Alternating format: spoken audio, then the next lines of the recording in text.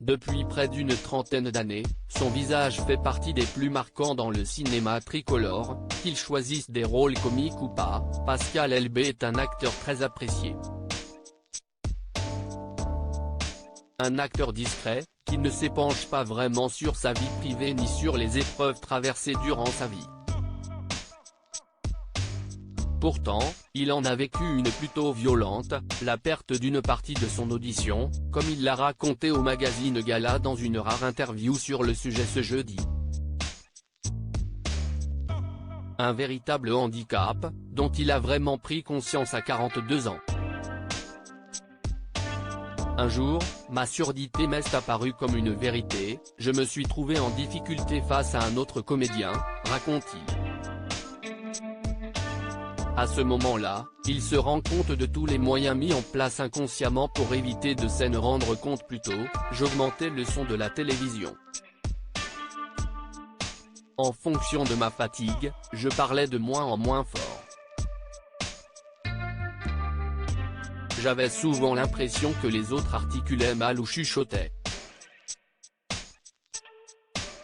Depuis mon enfance, je m'étais habitué à lire sur les lèvres. Je demandais souvent qu'on répète les propos. Mes proches n'en pouvaient plus. Finalement mis face au fait accompli, l'acteur réalise vite qu'il n'a pas beaucoup de solutions. À ce moment-là, deux options se sont présentées, abdiquer et me replier sur moi-même, ou m'accrocher en me faisant appareiller. Une fois cette seconde décision prise, j'ai pu renouer le contact avec les autres. Mais les premiers résultats ne sont pas si faciles, il m'a fallu 3 semaines pour m'habituer à ces aides auditives. Au début, c'était l'horreur. Les sons étaient amplifiés. À travers cette drôle de mésaventure que m'a offert l'existence, j'ai découvert que j'étais combatif, relativise-t-il aujourd'hui. De sa surdité il en tirait un très joli film, une comédie en effet pour s'entendre en 2021, avec Sandrine Kiberlin. Certains lui ont ensuite demandé qu'il devienne le porte-parole des malentendants.